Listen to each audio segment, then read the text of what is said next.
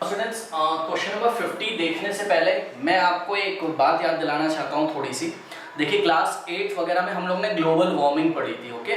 और एक बहुत ही फेमस गैस है ग्लोबल वार्मिंग कराने के लिए जो जिम्मेदार है वो कौन सी गैस है? Carbon dioxide. कार्बन का ऑक्साइड है कार्बन डाइऑक्साइड, जिसकी वजह से ग्लोबल वार्मिंग होती है। और जिन बच्चों को ग्लोबल वार्मिंग नहीं पता बच्चों, तो ये कोई अच्छी बात नहीं है।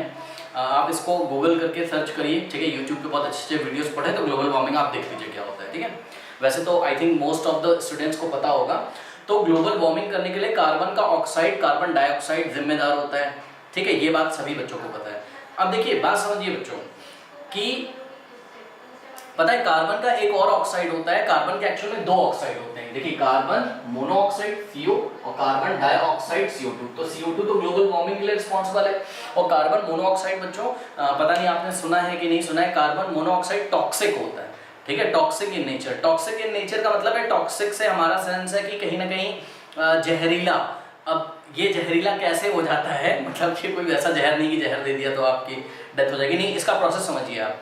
देखिए जिन बच्चों ने बायोलॉजी में पढ़ा होगा, बहुत अच्छी तरीके से पढ़ा होगा, मतलब जो इधर उधर विकिपीडिया वगैरह से पढ़ते रहते होंगे, थोड़ा सा मैं आपको इन्फॉर्मेशन देता हूँ कि कार्बन मोनोऑक्साइड टॉक्सिक कैसे है। देखिए बच्चों, अगर हम कार्बन मोनोऑक्साइड कॉन्टिन्यूअसली इनहेल करते रहें, ठीक है, तो कार्बन मोनोऑक्साइड हमारे ब्लड में डिसॉल्व होगा धीरे धीरे। और आपको पता है कि ब्लड में ऑक्सीजन की जरूरत होती है, ब्लड में ऑक्सीजन की जरूरत होती है, ब्लड में ऑक्सीजन भी तो होता है ना डिसॉल्व, ठीक है। तो अगर जब कार्बन मोनोऑक्साइड ब्लड में अगर आने लगेगा, जब आप इनहेल करोगे कार्बन मोनोऑक्साइड को धीरे धीरे धीरे धीरे और कॉन्टिन्यूसली अगर हम उसको इनहेल ही करते रहे बच्चों, तो पता है कार्बन मोनोऑक्साइड क्या करता है? कार्बन मोनोऑक्साइड ऑक्सीजन के मॉलिक्यूल्स को हटाने लगता है और अपनी जगह बनाने लगता है। ब्लड में ऑक्सीजन डिसॉल्व होता है, आपको पता है ना।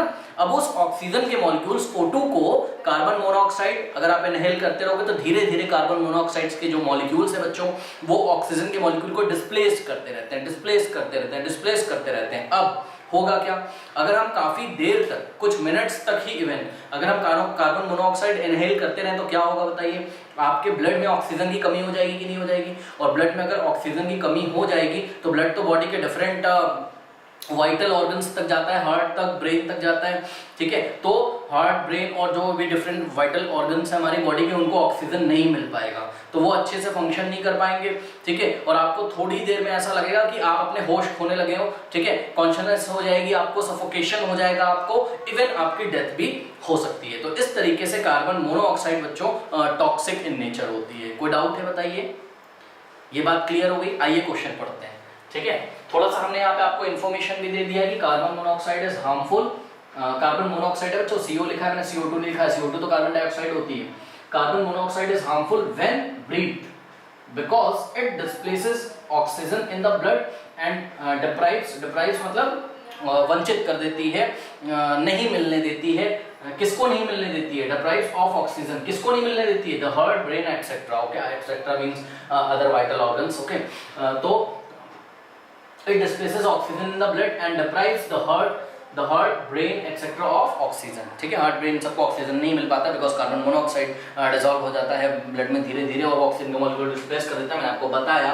अब आप क्वेश्चन पढ़िए। कह रहा है कि a non metal capital A is an important constituent of our food। बच्चों कोई नॉन मेटल कैपिटल A है, सुन लो, कोई नॉन मेटल कैपिटल A है और ये जो कैपिटल A है ये हमारे फूड का इंपॉर्टेंट कॉन्स्टिट्यूएंट है। अब देखो बच्चों, आप चावल, गेहूं, मक्का, बाजरा, जो कुछ भी आप खाते हो, ठीक है, उसमें पक्का कार्बन होता है।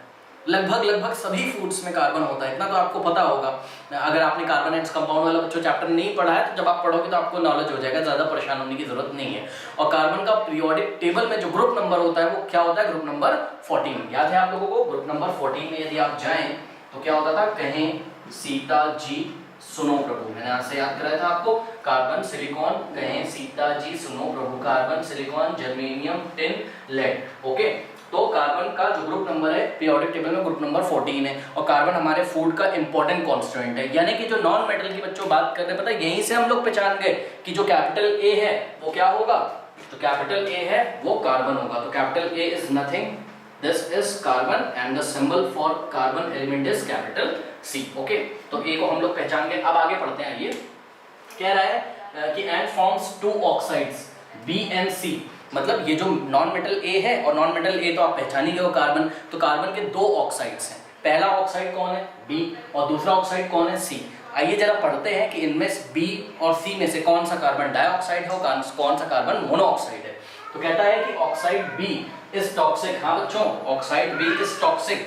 बी तो टॉक्सिक है, और टॉक्सिक कौन होता है बताइए, कार्बन मोनोऑक्साइड।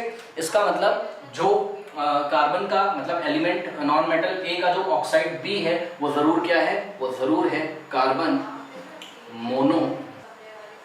मोनोऑक्साइड। ओके, और इसका सिंबल क्या होगा, सी।